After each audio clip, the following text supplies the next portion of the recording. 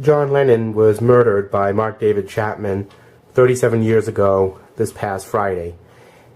That happened when I was only about 6 months old. And all through the 1980s, I lived under the cultural ghost of John Lennon. And to hear more about that, I suggest you go over to a YouTube channel that I subscribe to that's known as Mean Mr. Mayo. And he is a tremendous Beatles aficionado. He does reviews. And the one thing I like about him as far as the Beatles is whether you agree with him or not, he does well-rounded critical analysis. He understands that criticism isn't just something that has to do with nitpicking or being mean to something, but that it gives you a well-rounded impression of what you like and what you don't like and what's positive and what isn't. And that's one thing that I will say about John Lennon. In relation to the Beatles, I don't think it was really important who was the stronger talent. As a matter of fact, I don't think it was really even a thing at all. You know, John Lennon, Paul McCartney, Lennon-McCartney. You needed both to balance out the sound. And as far as that sound, John Lennon was definitely the emotional passion and the self-reflection. Those were what I feel John Lennon brought into the music of the Beatles. Now, I have all of John Lennon's work on CD in one form or another, but not much on vinyl. My father has quite a lot of it.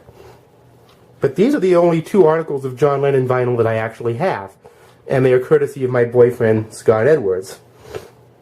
Now, if you go out there in the wild, you probably know that even though there's been reissues, of course, a lot of the original John Lennon vinyl albums are pretty pricey these days. So I'm glad I actually have a chance to have these on vinyl. So what I'm going to do today, as a tribute to John Lennon, is to talk about each of these albums in a well-rounded kind of way. We start out with John Lennon's Imagine album from 1971. And in those days, he and Yoko Ono released albums that were kind of companion records. Their first records together were both called Plastic Ono Band. There are subtle cover differences, but the music on them are completely different focuses. John had Imagine, and Yoko had an album, a double album actually, the same year, called Fly, which veered a little bit away from the conception that this had.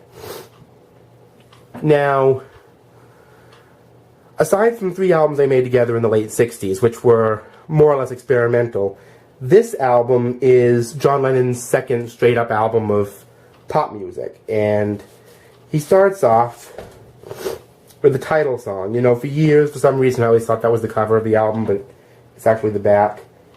Imagine is a song that a lot of people feel should be the national anthem of some country. I don't think it could be the United States because John Lennon was an English citizen and it wouldn't have been appropriate. But if you listen to it a little further, John's kind of imagining things that he may not be able to find in his personal life or that he would like to see.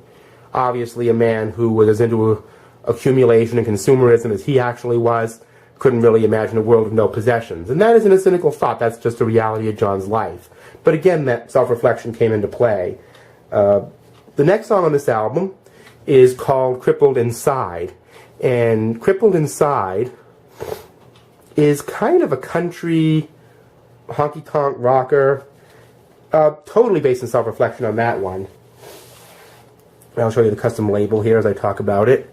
There's John looking rather pensive and frustrated. And, of course, there's some fantastic ballads on here. And one of them actually wasn't a hit. And, you know, Mean Mr. Mayo actually made this point well. That's Jealous Guy. But, again, it's a self-reflective piano-based ballad that deals with, you know, John Lennon's inner struggles with romance. Now, Phil Spector did a really good job producing this album, at least I think so.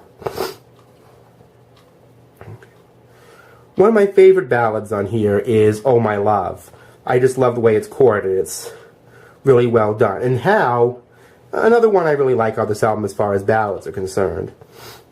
Now, he has this very heavy blues rocker on here called It's So Hard.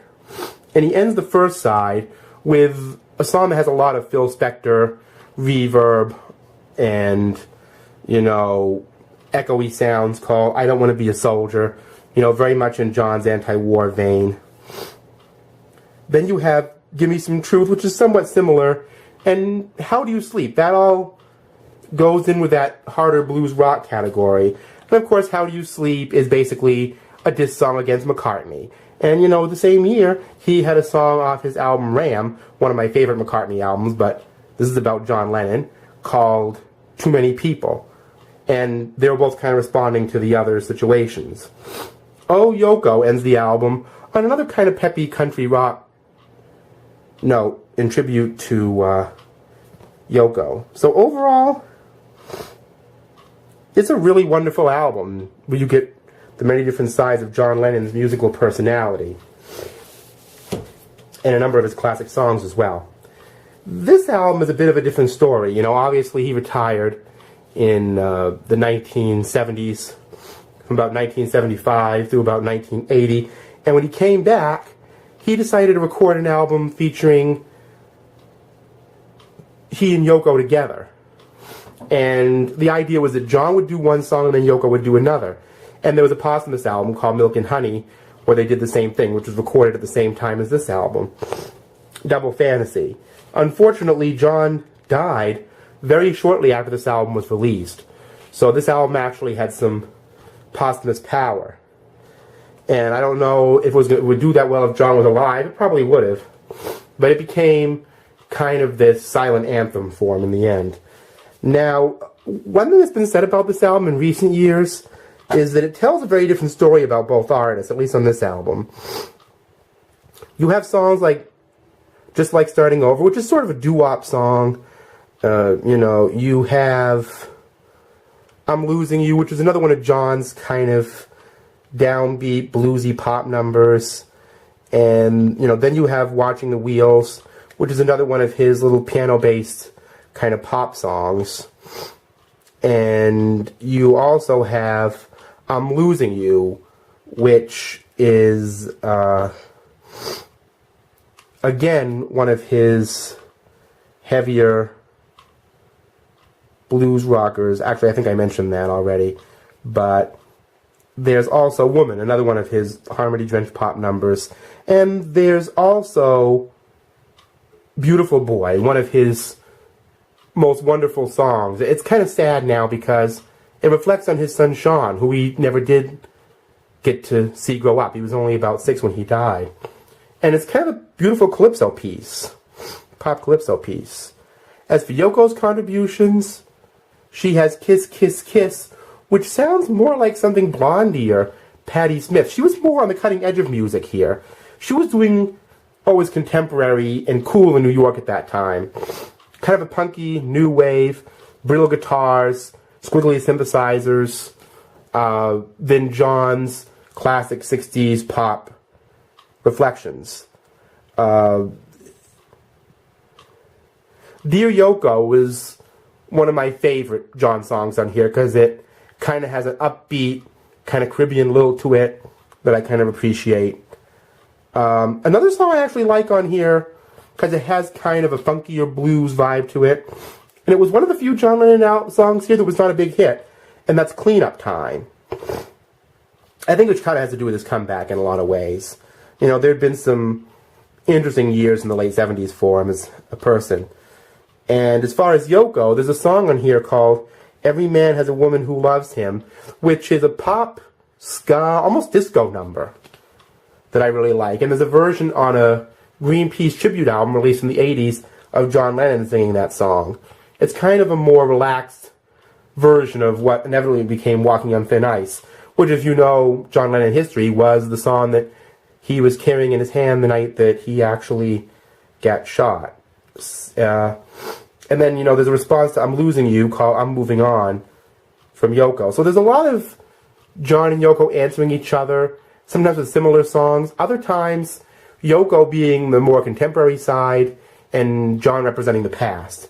So these are the two John Lennon albums that I have. And I'd like to actually get more on vinyl, because, you know, with uncompressed sound and everything, all the harmonies that John Lennon provides, you can just receive so much more, I think, from the vinyl sound, or any Beatle-related album. You know, when I'm listening to Sgt. Pepper, I hear more dynamic range on vinyl. I'm not fully aware of exactly what to listen to. I just know that a lot more things come to the surface because the compression doesn't push the sound underneath.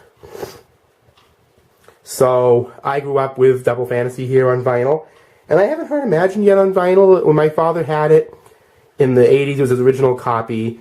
To be honest, he actually got rid of that and most of his Beatles solo albums, which were in varying states of decay at that point, to finance a cassette deck. But I'm glad I have these albums now, and they both show very important and very different sides of this faded and past musical icon. R.I.P. John Lennon. A big shout out to me, Mr. Mayo, out there for inspiring this video. And peace and love to all of you.